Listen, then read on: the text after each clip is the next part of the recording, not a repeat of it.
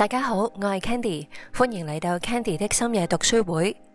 今集我想同你講一本個書名好直接，但係內容其實非常之值得慢慢消化嘅書，叫做《你所煩惱的事有90%都不會發生》。我覺得呢一本書最容易俾人誤會嘅地方，就好似係一句普通嘅安慰說話咁，聽上去好似係叫人睇開啲、放鬆啲，唔好諗咁多。但如果你咁樣理解嘅話，本書就會變得非常之淺。而我自己睇完之後，反而覺得佢真正想講嘅唔係樂觀呢兩個字，佢真正想拆開俾我哋睇嘅係一個更加深層嘅問題：人點解會長期都咁攰呢？呢個攰唔係身體上面嗰種攰，係個腦一直都停唔到，個心放唔低。明明今日都未出事，但精神已經一路活喺聽日、下個星期，甚至係下個月，甚至係最壞嘅版本嗰一種攰。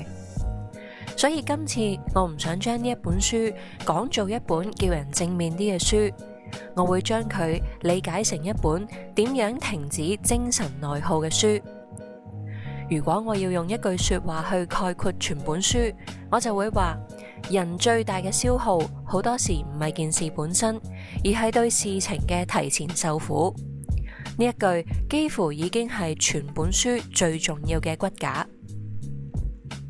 因為我哋平時以為自己係俾現實壓力壓住，但好多時壓住我哋嘅唔係現實本身，而係你個腦入面不停播放、放大同埋預演嘅現實。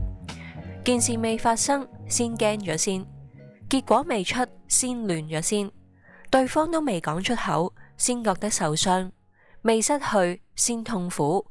未開始，先代入失敗。去到最後，一件事都未正式嚟嘅時候，你已經喺情緒上面行完一大個圈。而呢一種生活方式其實係好傷㗎，因為佢唔係一次半次崩潰，而係日復日好細微，但係好持續咁消耗住我哋。所以我會用3個重點去整理呢一本書。第一，最消耗人嘅往往唔係現實，而係預知痛苦。我覺得呢一本書最核心，亦都係最值得講清楚嘅就係呢一點。好多人以為煩惱係因為件事嚴重，但其實好多時真正令我哋攰嘅唔係件事本身有幾大，而係你喺件事未發生之前就已經付出咗大量嘅情緒成本。呢一個情況幾乎係現代人嘅日常。一個普通嘅工作會議可以喺前一晚已經變成壓力嘅來源。一個未確認嘅身體小毛病可以喺未睇醫生之前就已經被腦補成為嚴重問題。一個未覆嘅 message 可以喺10分鐘之內令到你開始反思關係、語氣，甚至係自己做錯咗啲乜。件事本身其實未必係真係咁嚴重㗎，不過個大腦就會搶先一步，將可能變成好似已經差唔多會發生。作者想提醒我哋嘅唔係人生冇風險，而係風險未嚟到之前，我哋已經太快開始受苦。我覺得呢一點特別值得香港人聽，因為香港人好多時都將擔心變為成熟，覺得緊張就係負責任，將不停預備最壞嘅打算視為清醒。但問題係你可以有準備，不過唔代表你日日都要咁繃緊㗎。真正成熟嘅準備係知道風險嘅存在，不過唔會因為風險存在就由朝到晚都向佢交出自己嘅情緒。如果你成日都處於一種未發生但已經好似出咗事嘅狀態，咁你嘅人生可能會變得好貴。點解咁講呢？因為你每一日都為未發生嘅事付款，付出精神，付出專注，付出心情，付出睡眠，付出同身邊人相處嘅耐性。而最可惜嘅地方係，嗰件事可能最後根本就唔會發生，但你受過嘅苦係真嘅。所以第一個重點，我唔會同你講放心啦，一定冇事，而係未發生嘅事唔值得你太早為佢交出真實嘅痛苦。呢一本書第二個值得我哋講清楚嘅地方，其實係佢幫我哋分辨咗兩種經常被混為一談嘅嘢，就係思考同埋煩惱。思考係有方向嘅，煩惱好多時都冇。思考會令到事情向前，但係煩惱好多時只會原地打轉。真正有用去處理，通常都係具體嘅，例如去 check 清楚先啦，去確認啦，去安排，去回應，去做決定，去休息，甚至係簡單去承認自己而家未解決到。不過煩惱就唔同啦，煩惱最常見嘅形式就係重複播放住一個最差嘅版本，你會覺得自己好似冇停過咁，個腦好忙，成個人好投入。不過件事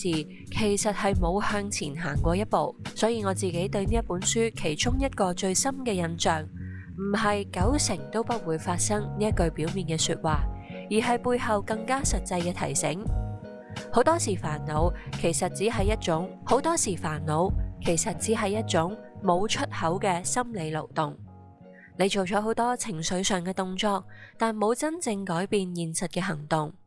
呢一點雖然好刺耳，不過係真㗎，因為有好多人都誤以為我而家咁煩代表我好重視，我亂係因為我好認真，我而家不停諗係代表我有去面對，但唔一定㗎，好多時只係因為你內耗得好勤力。真正嘅面對通常都唔會咁戲劇化嘅，反而係一啲冷靜啲、實際啲，一件一件事去處理。有答案就跟住答案做，冇答案就承認而家未有，有能力改就改，冇能力改變就唔繼續浪費精力。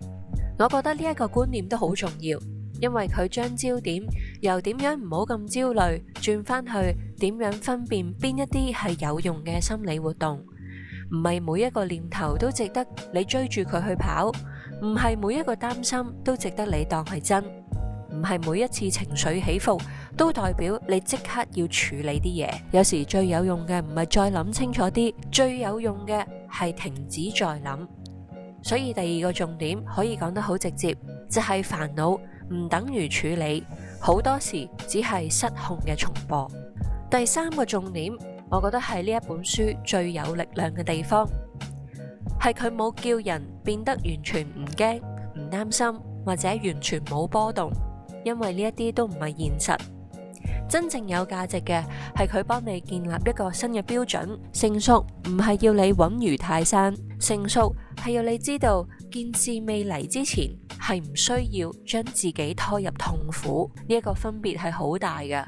因為如果你將成熟理解做我要控制晒所有自己嘅情緒，咁你去到最後只會覺得更加挫敗。但如果你將成熟理解做我唔需要太早交出平靜，你個人就會實際好多。即係話有風險係 OK 嘅，未知亦都係 OK 嘅，就算有唔確定亦都係可以，但我唔需要因為呢一啲嘅存在就由今日開始日日繃住咁過生活。呢一種態度唔係消極，反而係一種精神上嘅節制，因為你唔再需要將可能性都當做緊急事故，你唔再一有念頭就全盤接收，你唔再因為最壞嘅打算喺你腦入面出現過就即刻將佢攞走你今日應該有嘅平靜。講到最底，人生一定會有麻煩㗎，一定會有突發嘅事，有一啲唔好嘅時刻，但呢一本書提醒我哋，就算真係有1成會發生，都唔代表你要為咗個1成先賠上而家90%可以平靜過生活嘅日子。呢一個我覺得係全本書最成熟嘅地方，就係唔係否認問題，而係拒絕提早受刑。再簡單啲講，就係件事去到你要處理嗰一刻先處理都未遲，但事情未到之前先交出個人嘅平靜，往往係最唔值得嘅消耗。如果我要用最簡單嘅方式去總結呢一本書，我會話最消耗你嘅唔係現實，而係預知痛苦。第二，煩惱唔處理，好多時情緒只會空轉。第三，成熟唔係冇焦慮，而係唔提前交出平靜。我自己係幾中意呢一本書嘅，因為佢唔係叫你逃避，而係講秩序，叫你將力氣留返俾真正值得處理嘅事，唔係叫你唔准焦慮，而係將焦慮唔好當成責任。我係 Candy， 多謝你收聽 Candy 的深夜讀書會，希望呢一本書可以幫到你。下集再見。